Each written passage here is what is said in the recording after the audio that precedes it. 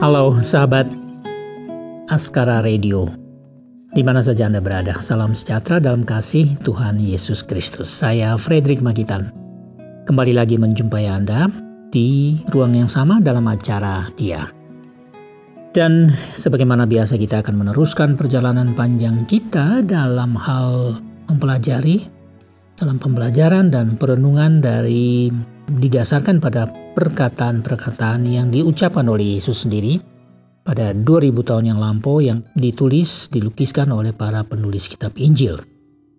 Dan pada hari ini kita akan mendasarkan atau mencoba belajar dan merenungkan apa saja firman Tuhan, secara khusus yang kali ini saya ambil dari Matius pasal 13 ayat 3-8.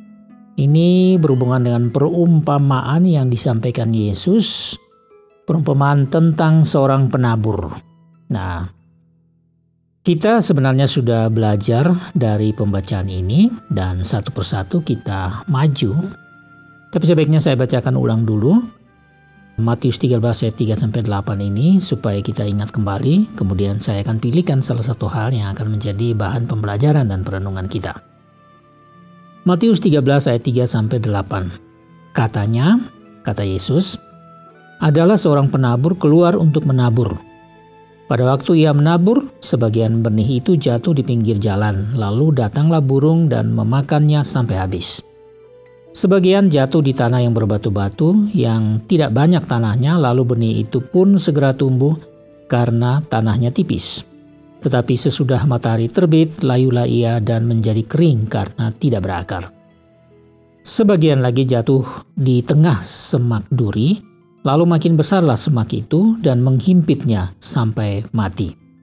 Dan sebagian jatuh di tanah yang baik lalu berbuah, ada yang 100 kali lipat, ada yang 60 kali lipat, ada yang 30 kali lipat.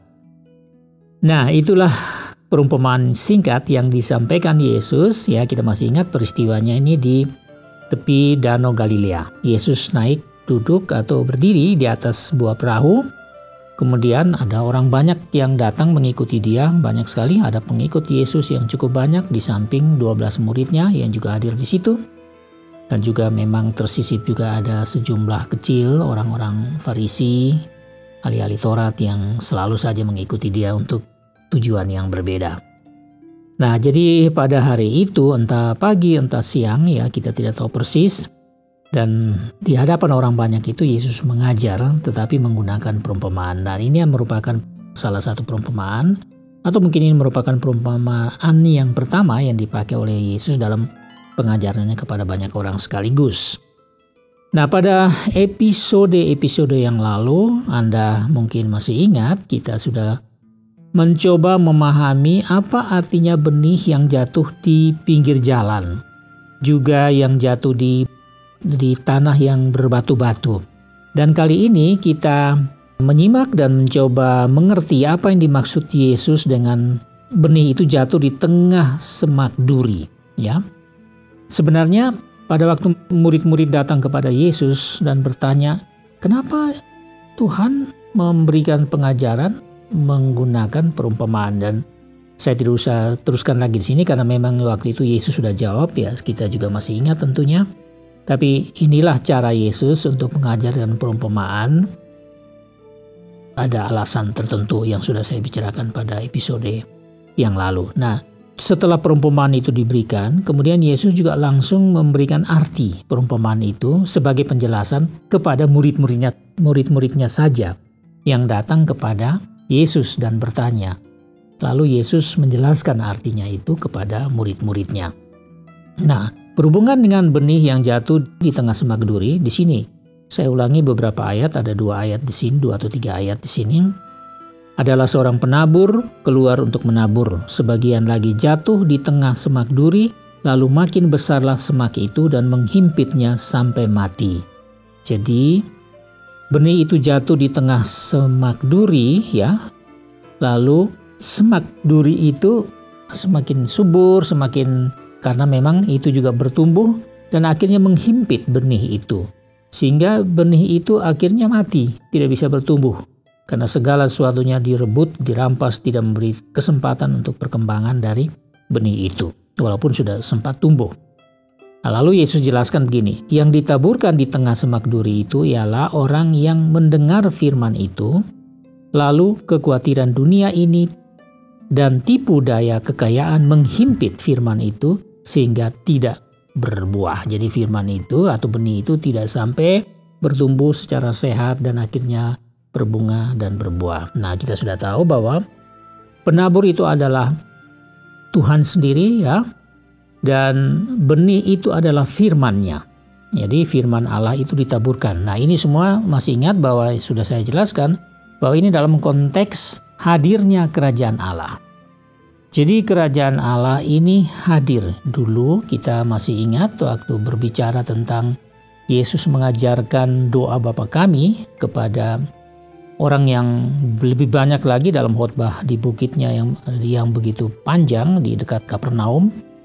Nah, di situ adalah satu bagian di mana Yesus mengajarkan tentang kalau kamu berdoa demikian, yaitu doa Bapa kami yang sangat terkenal, yang bagi orang-orang Kristen di gereja-gereja atau di persekutuan-persekutuan tahu itu bahkan menghafalnya.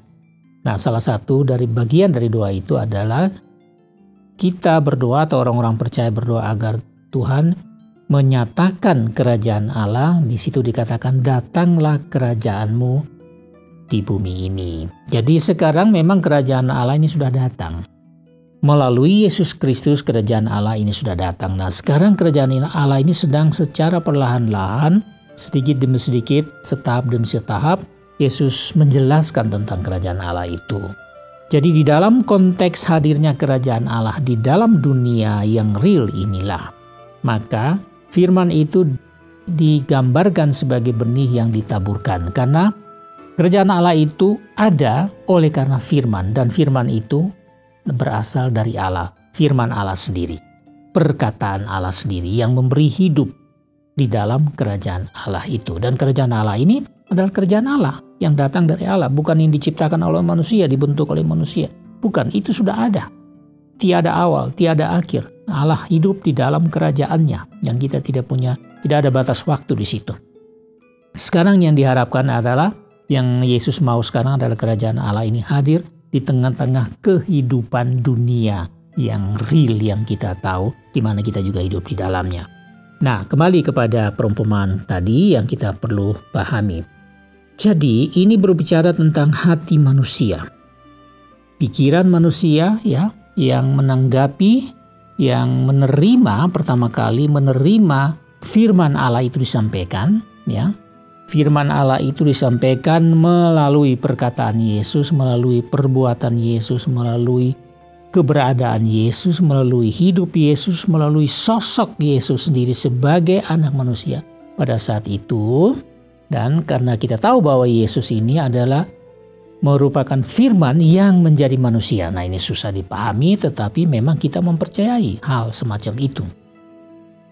Jadi sekarang firman ini datang dan ditangkap oleh pikiran manusia ya, dan mencoba mengerti, kemudian mempengaruhi sikap manusia, dan terakhir dia mempengaruhi bagaimana perbuatan manusia di tengah-tengah situasi dan kehidupan yang ada di mana manusia itu hidup.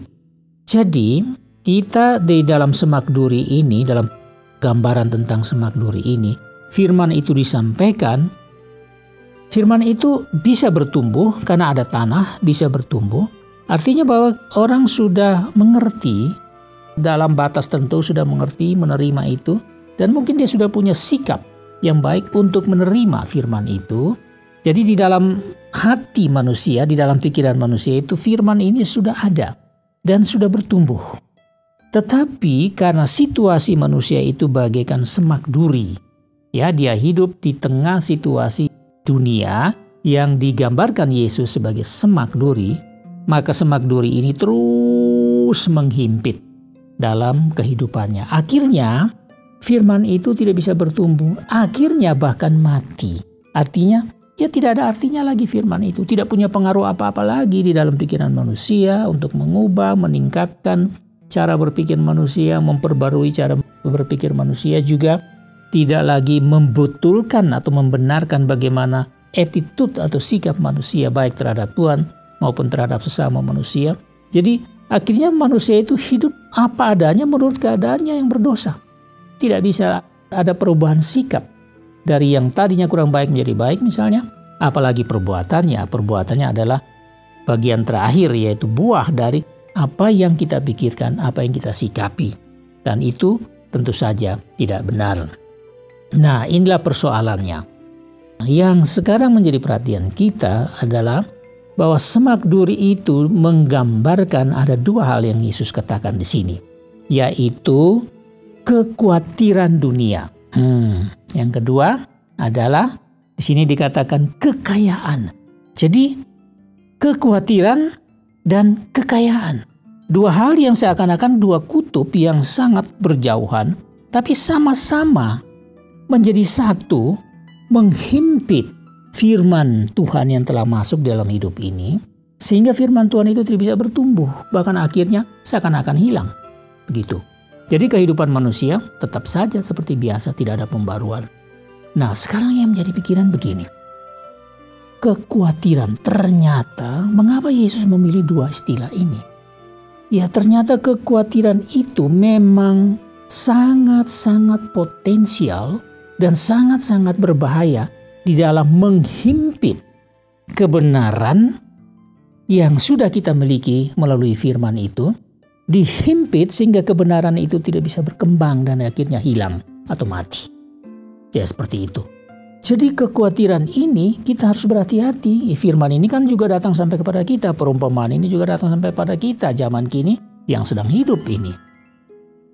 Dan kekhawatiran tentang hal apa saja, kekhawatiran tentang makan minum, pakaian, perumahan, tentang situasi yang nyaman, kekhawatiran tentang rasa nyaman, rasa aman di sekitar kehidupan kita, kekhawatiran tentang masa depan kita, kekhawatiran tentang anak-anak kita, bagaimana masa depan kita, anak-anak sakit atau kita juga sakit, kita dalam situasi mata pencarian yang kurang baik atau kekurangan penghasilan sehingga tidak mencukupi. Semua ini merupakan kekhawatiran.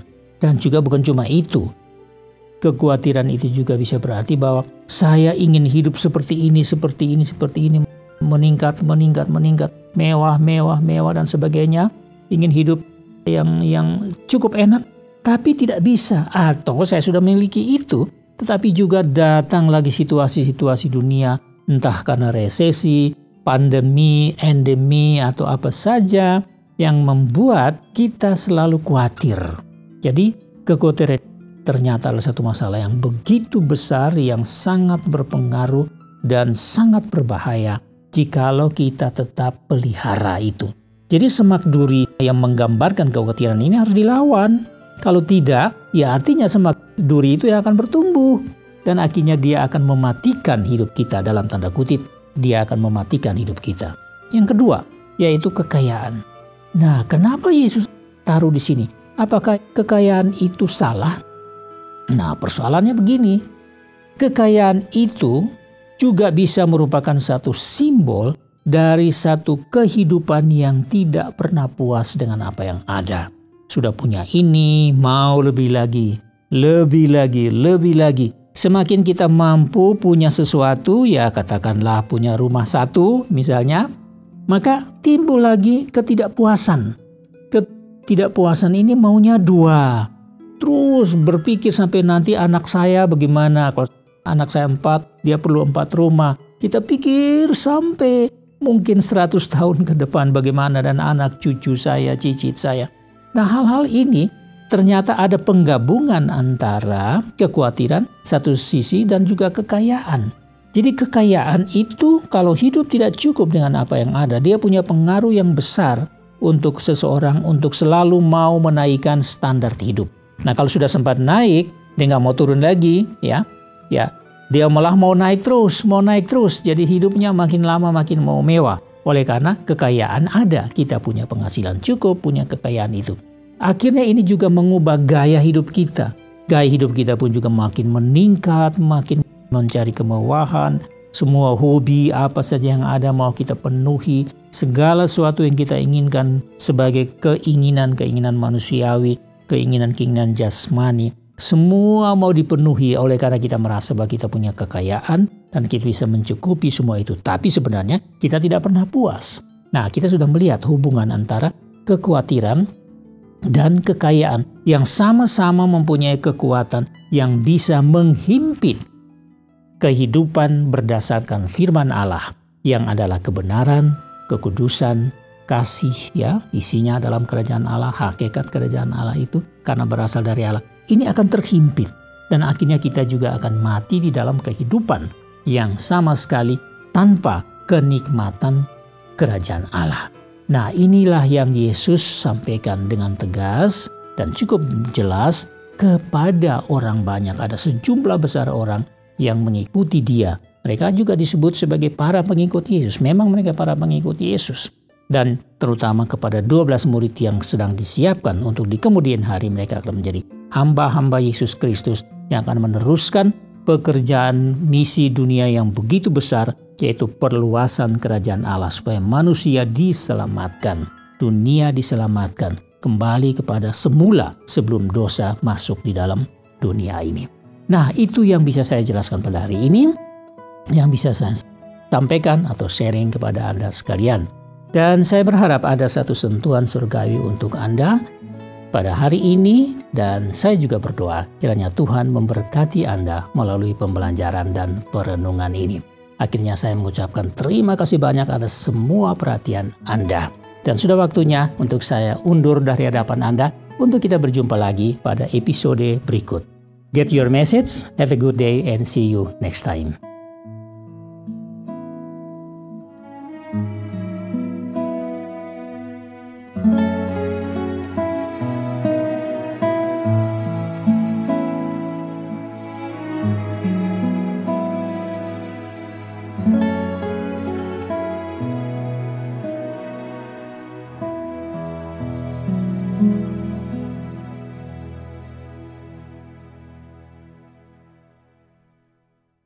Terima kasih Anda sudah mengikuti program kami. Jika Anda diberkati, jangan lupa like, komen, dan share supaya Anda tidak ketinggalan setiap program terbaru kami.